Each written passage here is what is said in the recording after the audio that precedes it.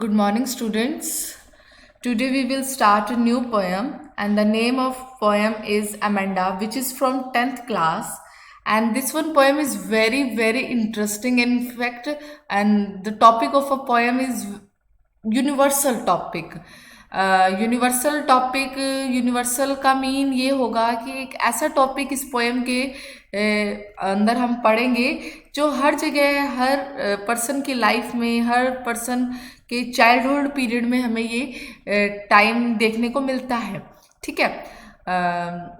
Start करने से पहले, पोएम को बताने से पहले कि पोएम में है क्या, कि मैं पहले ये बता देती हूँ कि who is a poet of this one poem. Okay, the name of a poem as you see on your screen as well, the name of a poem is Amanda, which is written by Robin Klein.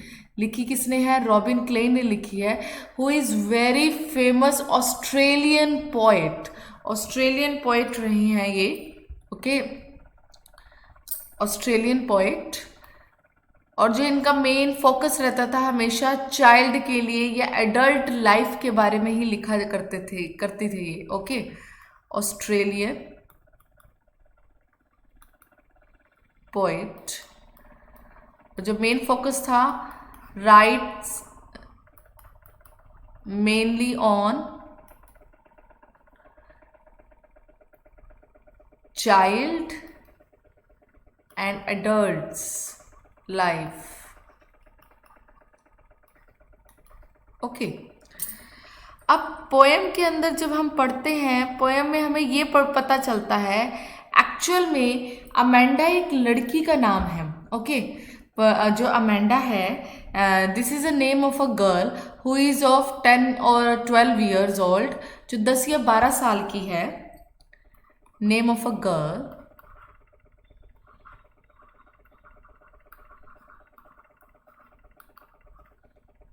she is of 10 or 12 years old.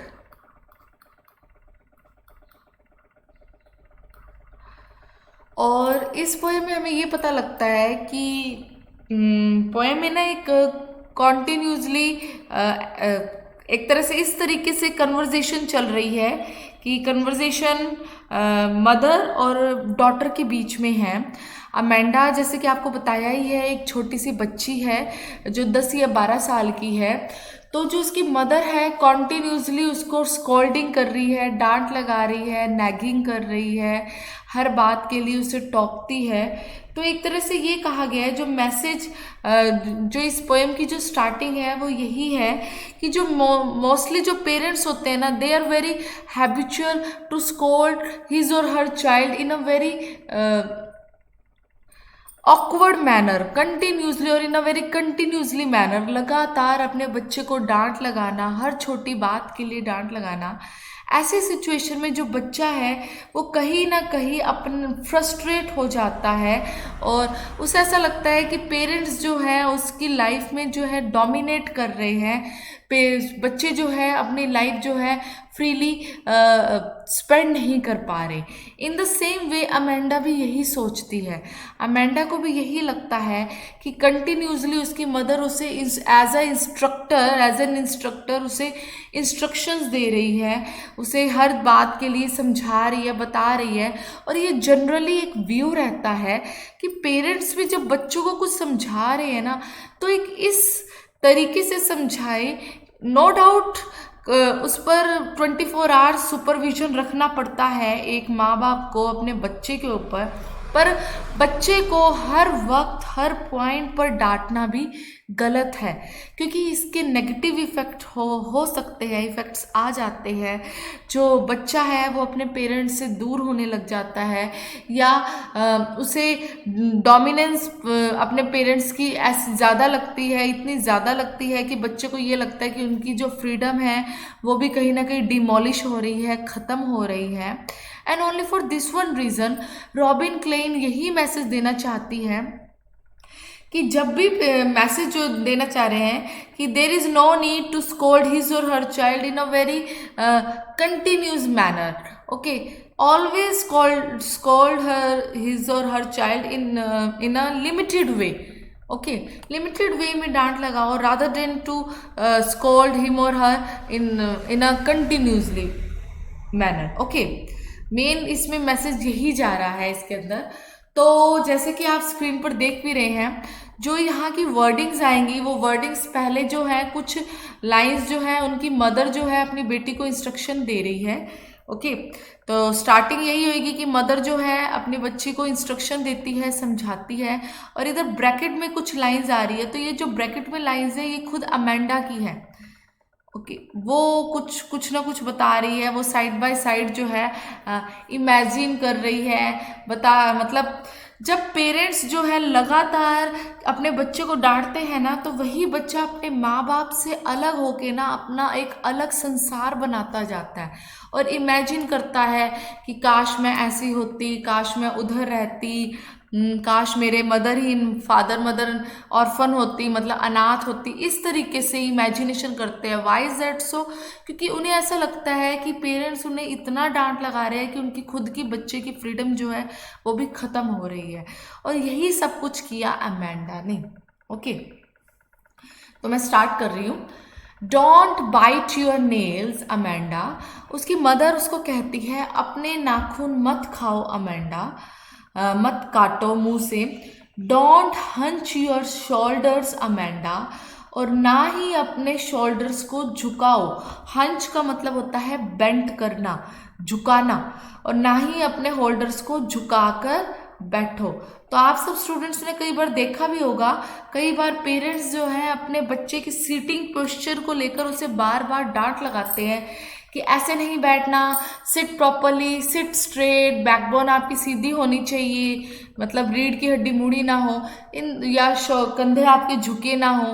तो वही Amanda की mother भी करती है। Okay, तो पहले वो कहती है कि अपने नाखून मत खाओ, अपने कंधों को झुकाकर मत बैठो। तीसरी लाइन में आता है stop that slouching and sit up straight. और स्लाउचिंग का मतलब ये होता है सिट लेजली, मतलब आलसी तरीके से मत बैठो। स्टॉप दैट स्लाउचिंग, स्लाउचिंग का मतलब होता है आलसी होकर मत बैठो, लेजी वे में मत बैठो। Okay, sit lazy, sit lazy. मैं इधर एक बार दोबारा लिख देती हूँ, एक सेकेंड।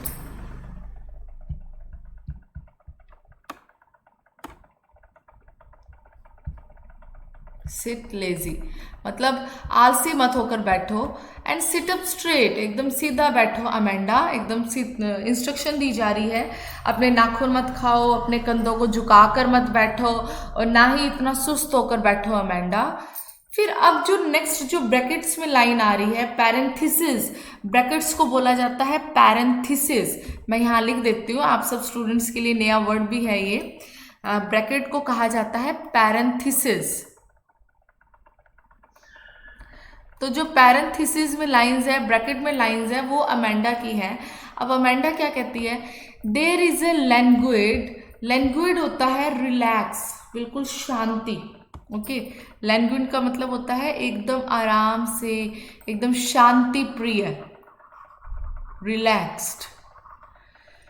अमेरल्ड ग्रीन, अमेरल्ड का सॉरी अमेरल्ड सी, अमेरल्ड होता है एक कलर की बात की गई है, रंग की बात की गई है। वो रंग कौन सा है, ग्रीन कलर का। कई बार आपने समुंदर को देखा भी होगा, हल्की हल्की झलक देता है, कभी नीला नीला दिखता है तो कभी हरे रंग का दिखता है। तो यहाँ पर अमेंडा एक इमेजिनेशन कर रही है, एक कल्पना कर रही है। कहती है बहुत ही रिलैक्स, शांति प्रिय, एक हरे रंग का समुंदर है। Where the sole in inhabitant is me, जहाँ पर मैं अकेली ही रहने वाली हूँ। सोल का मतलब होता है अलोन, अकेला। सोल का मतलब अलोन, अकेला। इनहेबिटेंट होता है रेजिडेंट, निवासी, रहने वाली, कि वहां पर अकेली मैं ही रहती हूं, निवासी।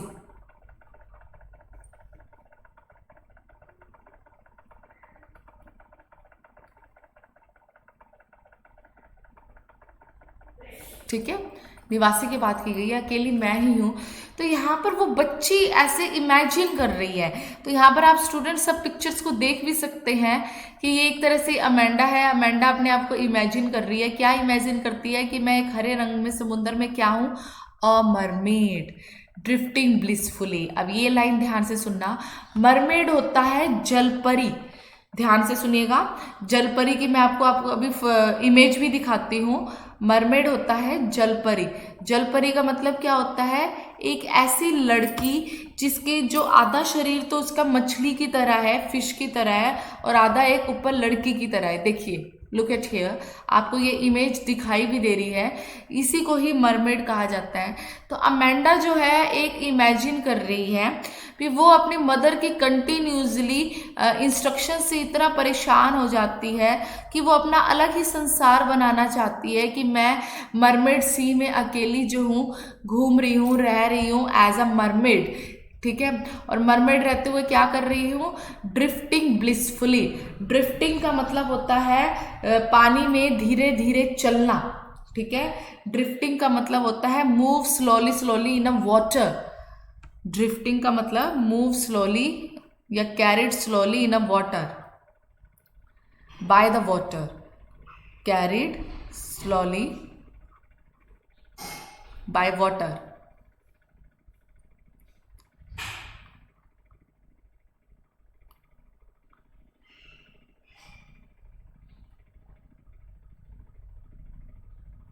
By water.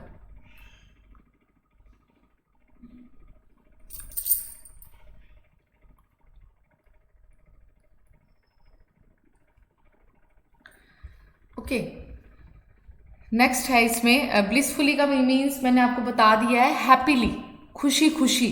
ब्लिसफुली का मतलब होता है खुशी से।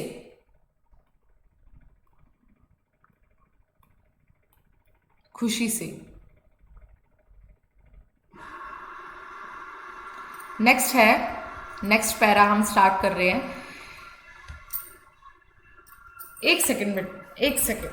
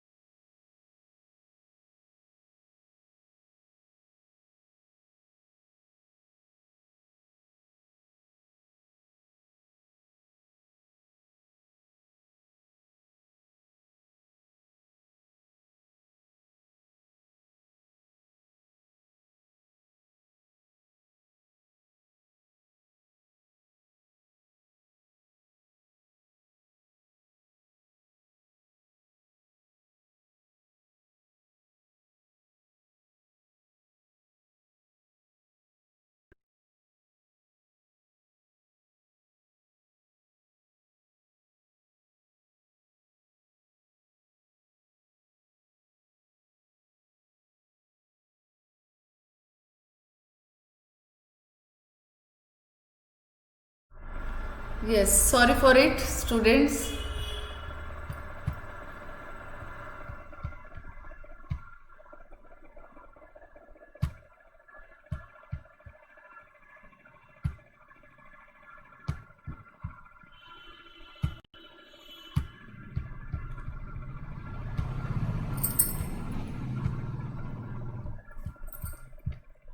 Yes, sorry sorry students. Next आ रहा है हमारा, did you finish your homework Amanda? Did you tidy your room Amanda? I thought I told you to clean your shoes Amanda. अब यहाँ पर क्या कहा गया है, उसकी मदर जो है अब उसको फिर से इंस्ट्रक्शंस दे रही है, और इंस्ट्रक्शन देते हुए उसकी मदर ये कहती है, अमेंडा तुमने अपना होमवर्क खत्म कर लिया है? Did you tidy your room Amanda? क्या तुमने अपना कमरा भी साफ कर लिया है? I thought I told you to clean your shoes Amanda. अब उसकी मदर ये भी कहती है, मुझे तो यही याद आता है कि मैंने तुमको अपने शूज भी क्लीन करने के लिए कहे थे। आई थॉट, थॉट का मतलब होता है कि मुझे याद आता है कि या मैंने सोचा था कि मैंने तुम्हें अपना शूज क्लीन करने के लिए भी बोले थे। तो लाइंस काफी इजी है। आई होप आप सब स्टूडेंट्स को समझ में आ रहा होगा। जो 2 या 3 मिनट्स की डिस्टर्बेंस हुई है, सॉरी फॉर इट। नेक्स्ट आ रहा है इसमें जो नेक्स्ट ब्रैकेट में ही लाइंस है वो है I am N orphan roaming the street. Orphan होता है अनाथ। अब यहाँ पर अमेंडा जो है, जो इमेजिन कर रही है, वो क्या इमेजिन करती है, वो क्या कहती है कि मैं एक क्या हूँ, ऑर्फन हूँ। ऑर्फन का मतलब होता है एक अनाथ लड़की हूँ, अनाथ। अब अपने आप को जो अमेंडा है इतनी ज़्यादा अपनी मदर से कंटिन्यूसली फ्रस्ट्रेट हो जाती है कि जब उसकी मदर उसको बार बार इतनी इंस्ट्रक्शंस दे रही है, बार बार इतना डांट लगाती है, तो वो ये कहती है कि काश जो है मैं ऑर्फन ही हूँ बन जाऊं, या मेरे माँ बाप अब ना रहे, ताकि मैं अपनी ज़िंदगी जो हूँ, ज़िंदगी अपने अकॉर्डिंग ही स्पेंड कर सकूँ, जैसा कि चाहती है वो लड़की। ओके, तो वो यही कहना चाहती है कि अब उसके माँ बाप जो है उसके साथ ना रहे, क्योंकि कंटिन्यूसली इंस्ट्रक्शन से उसकी डोमिनेंस इतनी ज़्यादा हो चुकी है उस डांट की कि वो बच्ची परेशान हो चुकी है। और वो कहती है कि मैं अनाथ बन जाऊं। Roaming the street, roaming the street का मतलब, रोमिंग का मतलब होता है मूविंग एमलेसली, आवारा होकर घूमना। रोमिंग का मतलब होता है मूविंग एमलेसली,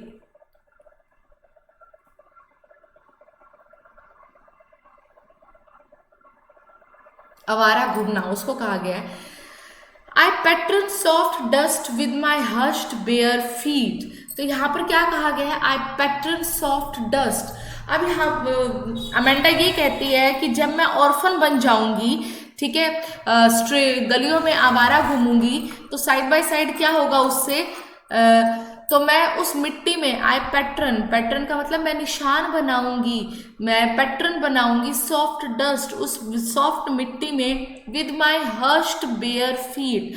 तो बेयर का मतलब होता है जब उन्होंने अमेंडा नंगे पैर, मतलब पैरों में कुछ डाल ना रखा हो, आवारा की तरह घूमे। और हष्ट का मतलब होता है एकदम साइलेंट, बिल्कुल शांत। तो यहाँ पर वो ये कहना चाहती है कि जब मैं अपने नंगे और एकदम एकदम सैड होकर अपने मिट्टी में जो है निशान बनाऊंगी, तो वो जो साइलेंस जो है, हष्ट का मतलब होता है साइलेंस, ये किस चीज की साइलेंस होएगी, एक तरह से पीसफुल एनवायरनमेंट होगा। किस चीज का एनवायरनमेंट होगा, जहां पर उसके मदर की, फादर की कोई इंस्ट्रक्शंस नहीं है, कोई उसको गाइडलाइंस नहीं है कंटिन्यूसली। तो वो यही कहती है कि वो जो साइलेंस होएगी, द साइलेंस इज गोल्डन। तो वो जो चुप्पी होएगी वो गोल्डन होगी, बहुत ही मार्वलस होगी, बहुत ही ऑसम होगी। And the freedom is sweet. और उस दौरान जो उसको आज़ादी मिलेगी वो बड़ी ही मीठी होगी, बड़ी ही मधुर होगी, बहुत ही स्वीट होगी। ओके, और आई होप आपको ये समझ में आ रहा होगा। जैसे कि आप इधर देख भी सकते हो, ऑर्फन का मतलब क्या होता है, a child whose parents are dead. यहाँ पे मीनिंग लिख रखा है। ऑर्फन का मतलब जिसके बच्चे, माँ बाप मर गए हों। और हस्ट का मतलब होता है quiet and still place.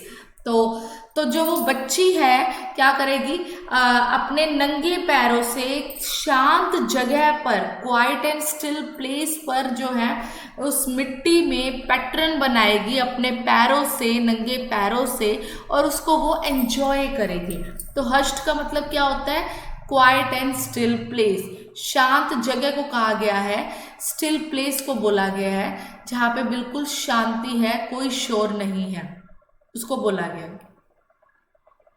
Okay, next है, अब उसकी मदर फिर से इंस्ट्रक्शन दे रही है, don't eat that chocolate Amanda, remember your acne Amanda.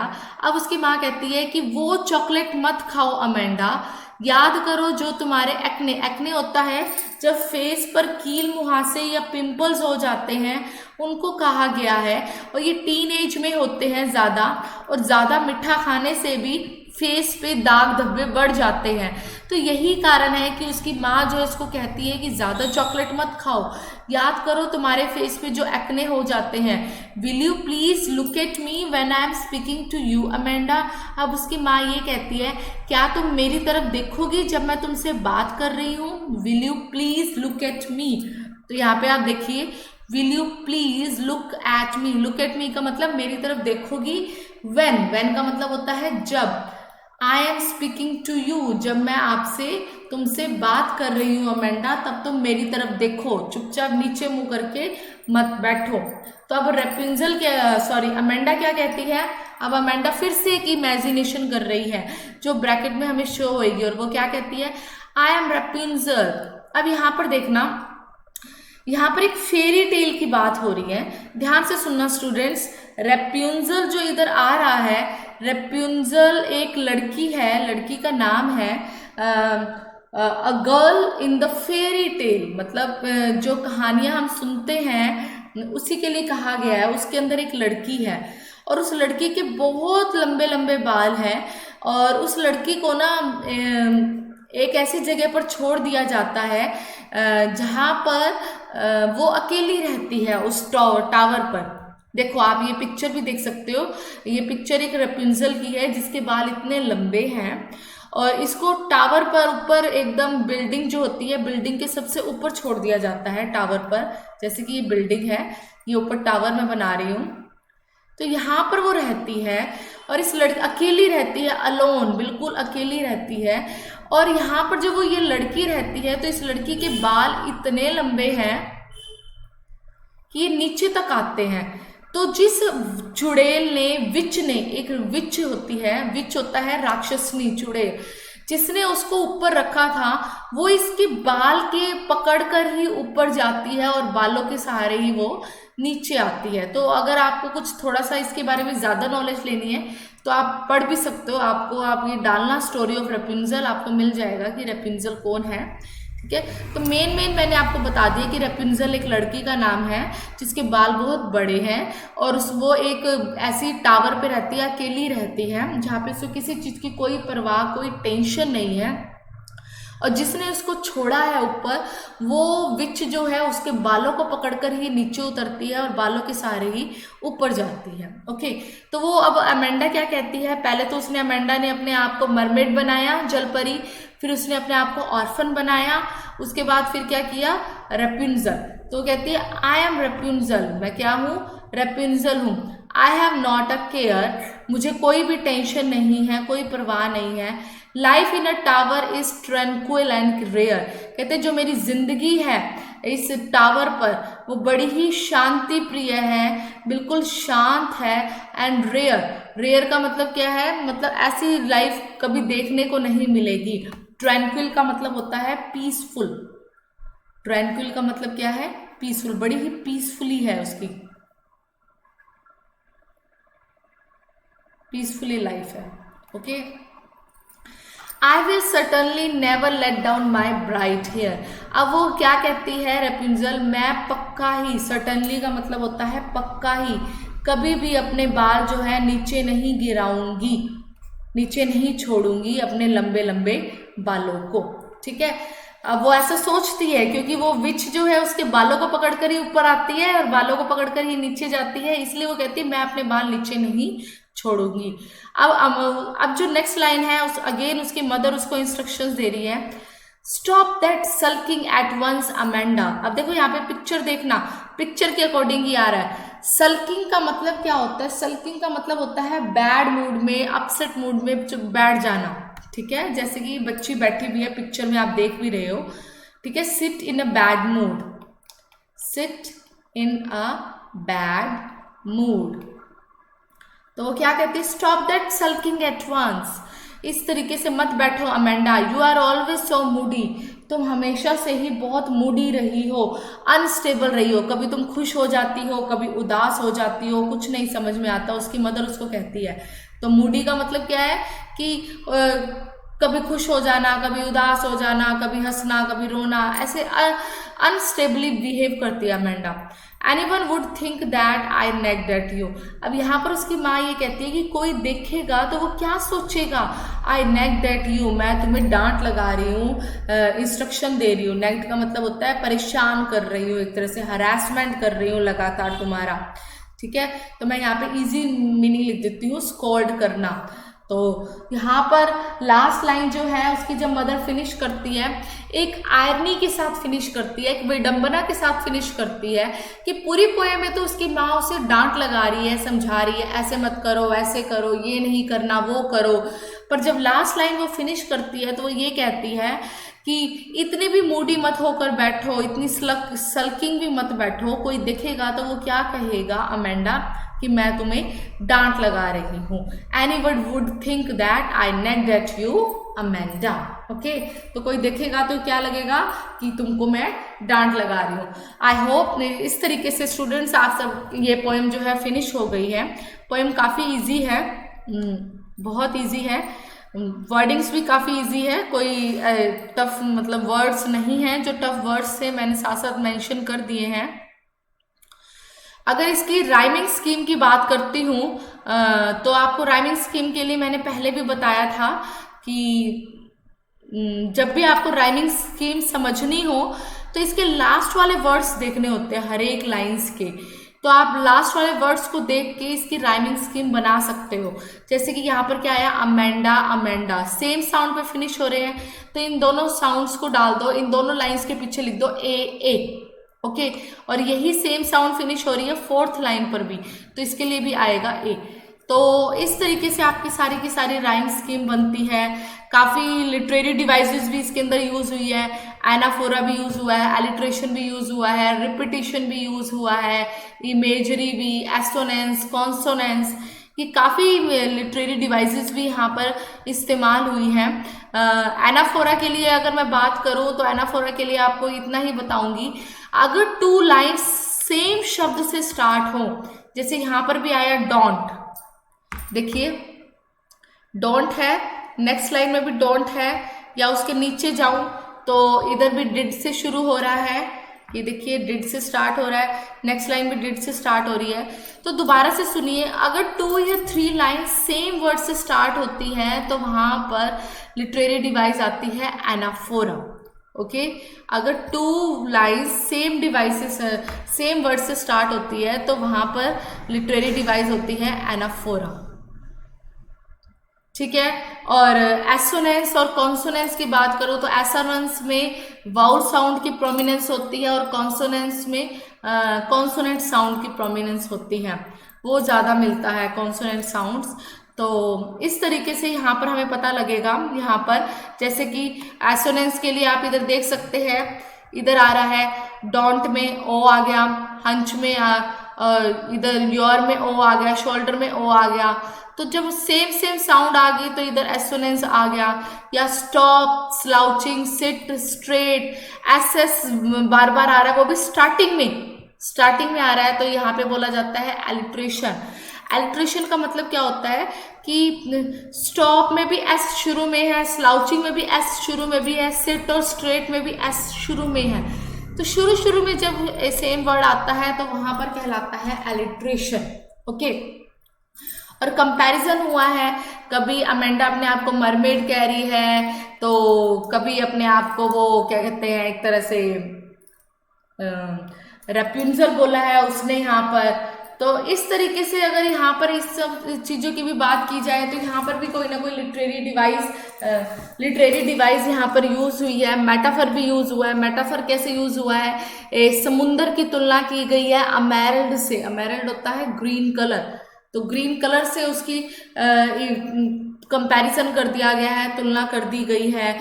या फिर मेटाफर यूज हो रहा है, द साइलेंस इज गोल्डन, चुप्पी को कहा है कि वो गोल्डन है, या आज़ादी को बोला कि वो स्वीट है, मीठी है, तो यहाँ पर भी कंपैरिजन हो गया है। ठीक है, इसी तरीके से यहाँ पे डिफरेंट हमें कंपैरिजन भी देखने को मिल रहे हैं। तो मेटाफर तो जहाँ पर आपको बताया भी था कि मेटाफर किसको कहा जाता है, जहाँ पे हमें कंपैरिजन देखने को मिले बट वहाँ पर एज और लाइक ना हो। ओके, तो इस तरीके से काफ़ी लिटरेरी डिवाइसेस हैं। इससे रिलेटेड जो लिटरेरी डिवाइसेस से रिलेटेड जो नोट्स बनेंगे वो मैं आपको बनाकर स्टूडेंट्स बता दूंगी, उसके अकॉर्डिंग आप अपने लिटरेरी डिवाइसेस करना। टिल देन इस पोएम को अच्छे से समझिए, जो पोएम बहुत इजी है, इसलिए मैंने लिटरेरी डिवाइसेस आपको वर्बली बताई हैं, यहाँ पर मेंशन नहीं किया। तब तक सिर्फ ये पोएम समझिए, क्योंकि 10th स्टैंडर्ड के अकॉर्डिंग जो आपके क्वेश्चंस बनते हैं पोएम के वो शॉर्ट क्वेश्चंस ही आते हैं, लिटरेरी डिवाइसेस के लिए ज़्यादा नहीं पूछा जाता। जैसे स्टैंडर्ड अप होता है तो लिटरेरी डिवाइसेस के लिए पूछा जाता है, बट फिर भी स्टूडेंट्स को कोई डाउट ना रहे तो उसके रिगार्डिंग मैं एक वीडियो बनाकर अपलोड कर दूंगी लिटरेरी डिवाइसेस से। Okay, thank you students, thanks a lot.